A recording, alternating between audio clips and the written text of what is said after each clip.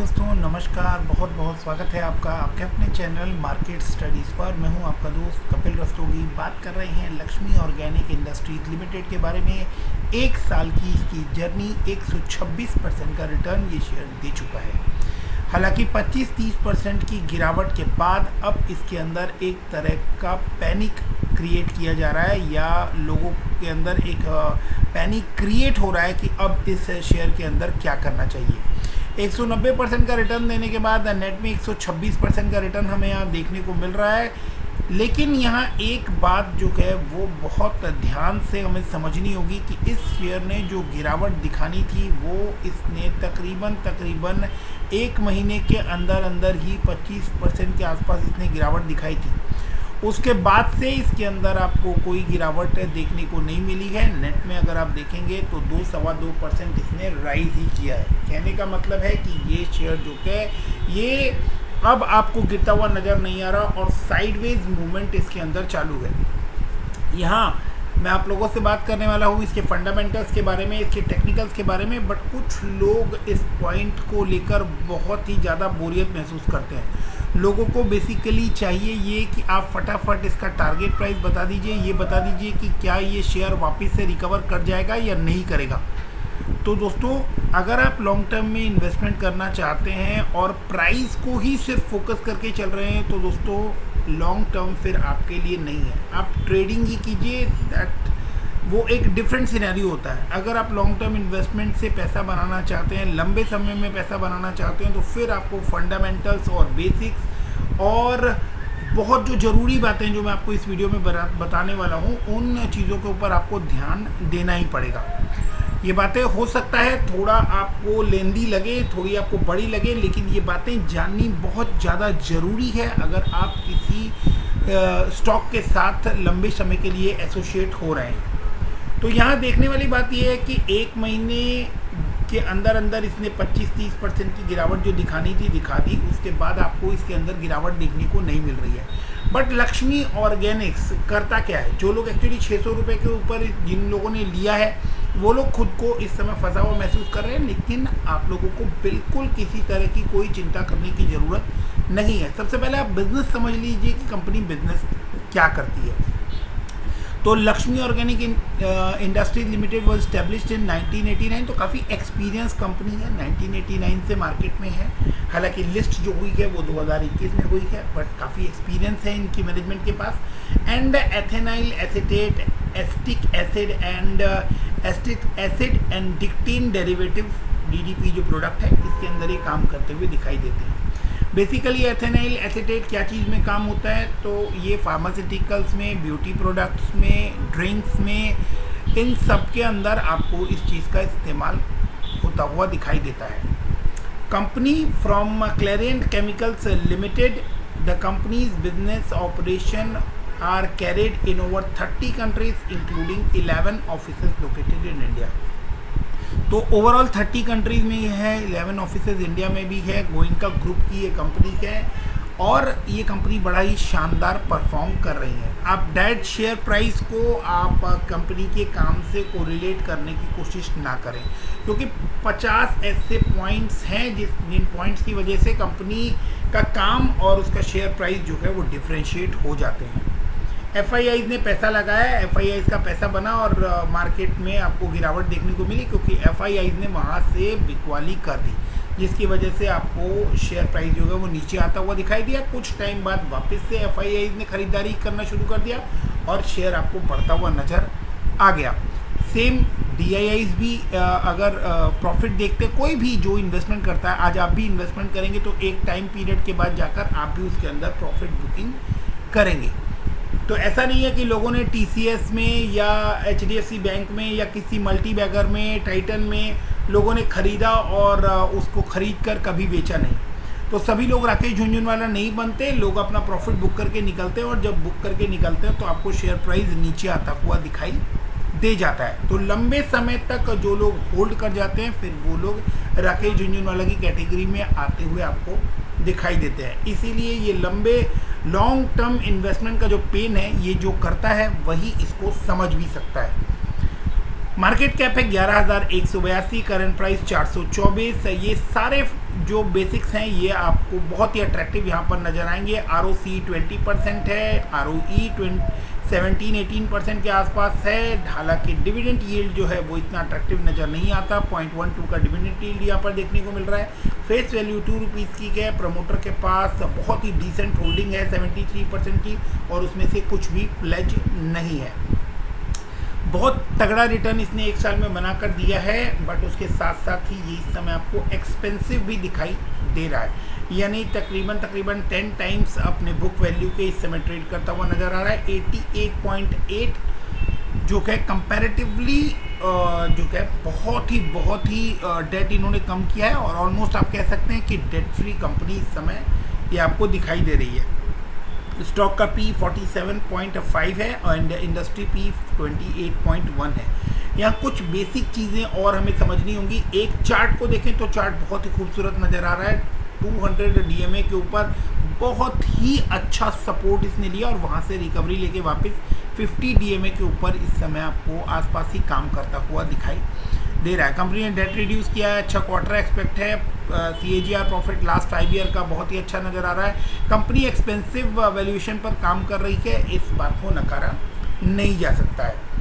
बात करते हैं सेल्स की, जो कि सबसे स्ट्रॉन्ग पिलर होता है कभी भी फंडामेंटल स्टडीज़ का। तो आप देख सकते हैं कि हर क्वार्टर में आपको सेल्स जो है वो बढ़ती हुई नज़र आएगी। 300 करोड़, 400 करोड़, 410 करोड़, 436 करोड़, 500, 700 करोड़। एक लास्ट क्वार्टर के अंदर आपको 100 करोड़ रुपए, 150 करोड़ रुपए सेल्स कम होती हुई दिखाई दी थी। वही दिसंबर में आपको वापस 860 करोड़ की सेल दिखाई दे रही है।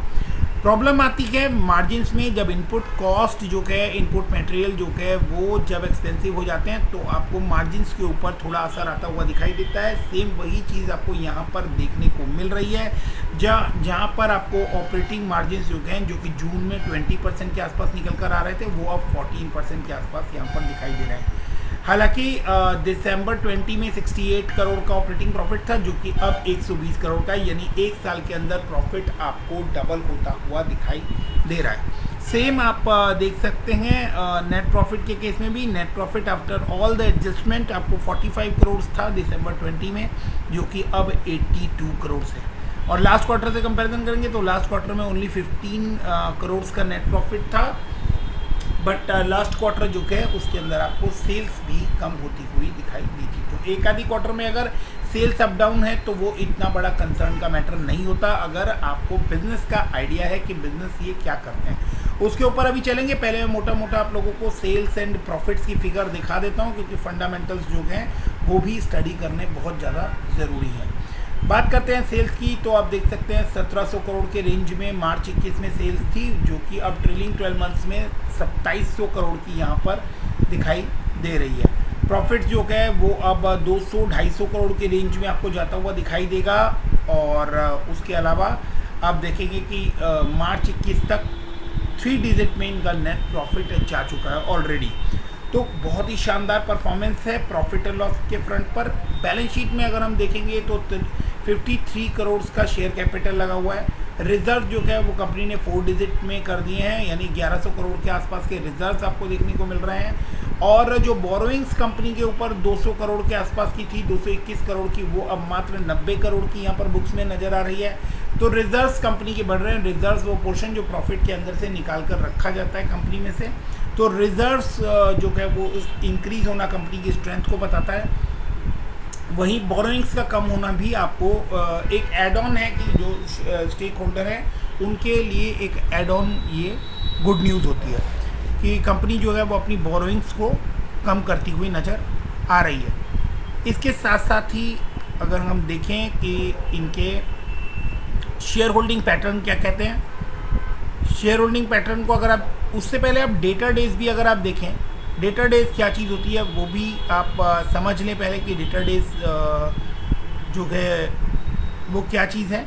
तो तकरीबन 3 महीने का इनका एवरेज साइकिल है, जिसके अंदर ये अपने कस्टमर्स को माल देते हैं और उनसे पैसा इनको रिकवर हो जाता है। वो आप देख सकते हैं कि तकरीबन 3 महीने का पेमेंट साइकिल इनका चल रहा है। तो बिज़नेस की पूरी नॉलेज जो है वो आपको होनी चाहिए, सिर्फ ये नहीं कि स्टॉक का प्राइस आप देख रहे हैं और प्राइस देख के आप उसके बेसिस पे डिसाइड कर रहे हैं कि कोई स्टॉक अच्छा है या बुरा है।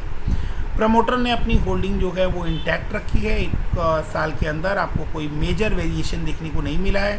FIIs के पास 0.33% का इस समय स्टेक है, तो FIIs ने इसके अंदर अपनी बिकवाली की है।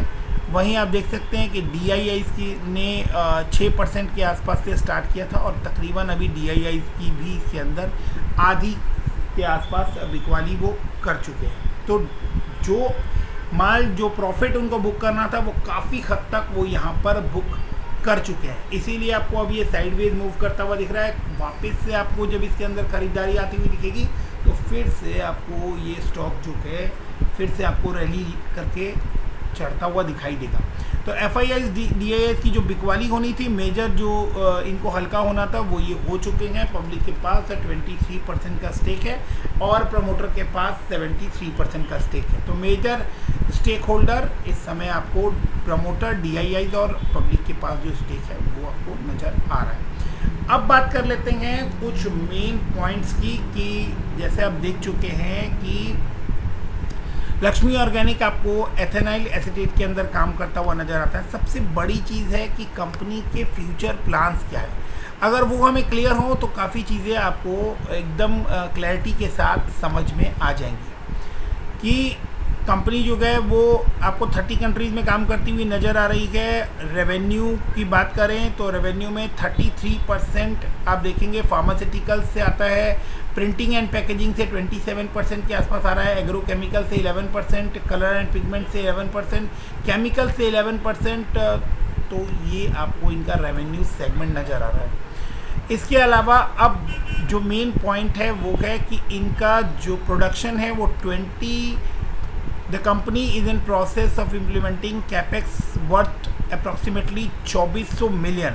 तो 2400 मिलियन के आसपास इन्होंने फिनेंशियल ईयर 21 के अंदर कैपेक्स किया है, राइट। तो उससे इन्होंने बेसिकली इनको अपनी जो प्रोडक्शन है उसको इंक्रीज़ करना था, which would be for manufacturing of 2 products by 4480 metric ton per annum, cost of around 1350 million. The company has entered in the agreement of leading crop sciences company for one of the product. Moreover, the company is in process of acquiring another entity owned by same promoter group. इसी promoter group की एक और entity है, उसको acquire करने की planning चल रही है, Yellowstone Chemicals Private Limited, which is involved in the manufacturing of acetaldehyde and ethyl acetate. तो जिसमें ये काम कर रहे हैं इसी में इनके प्रमोटर ग्रुप की एक और कंपनी है जो कि येलोस्टोन केमिकल्स प्राइवेट लिमिटेड है,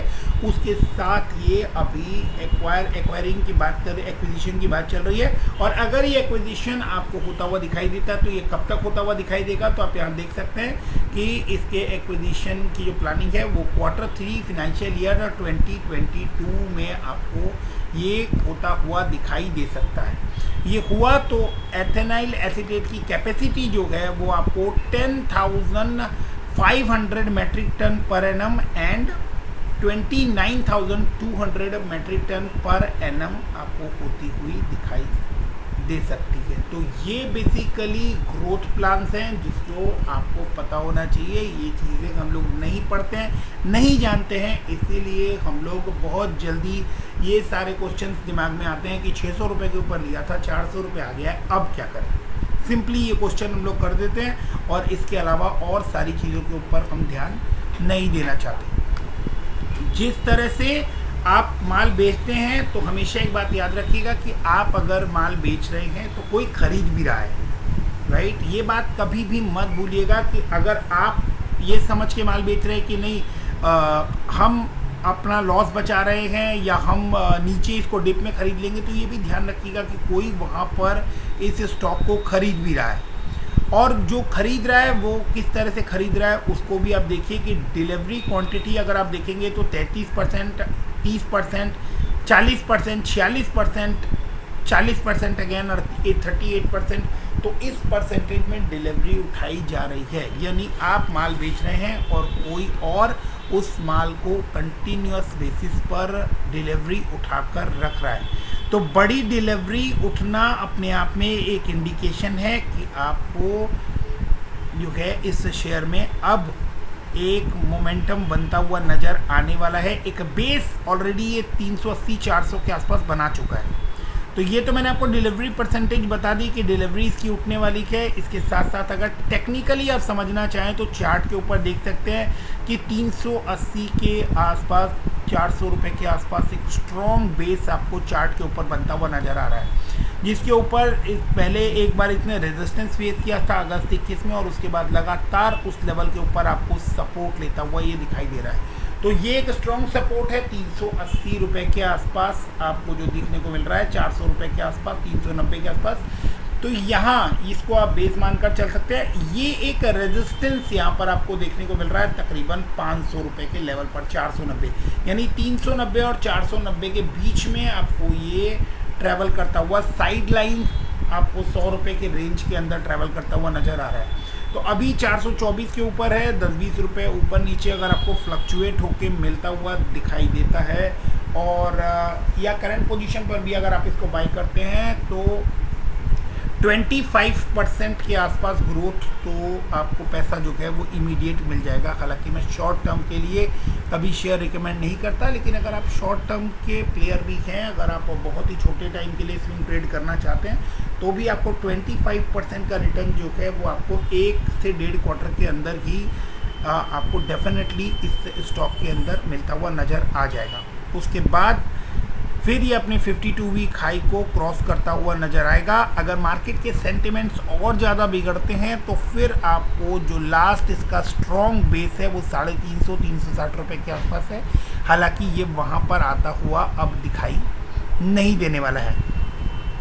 तो ये हो गया टेक्निकल। आप देख सकते हैं डिलीवरी किस परसेंटेज के साथ उठ रही है। टेक्निकल्स हम देख चुके हैं कि टेक्निकल्स इस समय बहुत अच्छा वेल प्लेस्ड है। फंडामेंटल्स जो हैं कंपनी के वो काफ़ी स्ट्रॉन्ग नज़र आ रहे हैं, और फंडामेंटल्स को लेकर ऐसा कोई इशू नहीं है। तो स्टॉक जो है वो जितना करेक्ट होना था, जितनी प्रॉफिट बुकिंग आनी थी, वो भी आपको आती हुई दिख चुकी है। एक एड ऑन न्यूज़ जो है, जो कि हमें समझनी चाहिए कि एथेनाइल एसीटेट की जो मार्केट है वो बेसिकली बिहेव कैसे करती है। तो उसके लिए आप ये पढ़ सकते हैं कि ethenyl acetate market to reach $5.38 billion by 2028, global size estimation, revenue, state application analysis, growth drivers, business strategy, key competencies and forecast the business insights। तो आपको ये आर्टिकल जो है ये मैं लिंक में डिस्क्रिप्शन में शेयर कर दूंगा। आप इस आर्टिकल को भी ज़रूर से पढ़िएगा, तो आपको समझ में आ जाएगा कि एथेनाइल स्टेट का जो बिज़नेस है वो किस तरह से ग्रो होने वाला है। तो ऐसे में इससे इस सेक्टर से जो जुड़ी हुई कंपनीज हैं उसको किस तरह का बेनिफिट पास ऑन होने वाला है। Highly demanded acetate in industry like cosmetic, printing and electronic item sector will be driving and ethyl state market growth. तो ये एक बड़ी चीज़ है जिसको आपको पढ़ना चाहिए, समझना चाहिए अगर आप मार्केट में अपना पैसा जो है वो इन्वेस्ट कर कर बैठे हैं। तो ऐसी चीज़ें आपको, ऐसी रिपोर्ट्स जो है वो बिल्कुल पढ़नी चाहिए, समझनी चाहिए। दो चार वीडियोस देखकर कभी भी अपने हार्ड अर्न मनी को मार्केट में इन्वेस्ट नहीं करना चाहिए। इसके अलावा कुछ ज़रूरी बातें, एक शॉर्ट टर्म में जो पैसा आपको रिक्वायर्ड हो वो कभी भी आप मार्केट में इन्वेस्ट ना करें। लोन लेकर मार्केट में पैसा ना लगाएं, और कभी भी सिर्फ किसी की रिकमेंडेशन को सुनकर विदाउट अपनी स्टडीज़ किए हुए कभी भी मार्केट में पैसा इन्वेस्ट ना करें। वीडियो पसंद आया हो तो वीडियो को लाइक जरूर करिएगा। लाइक, शेयर एंड सब्सक्राइब करना ना भूलें। Thanks for watching, keep investing, stay safe, thank you, bye bye.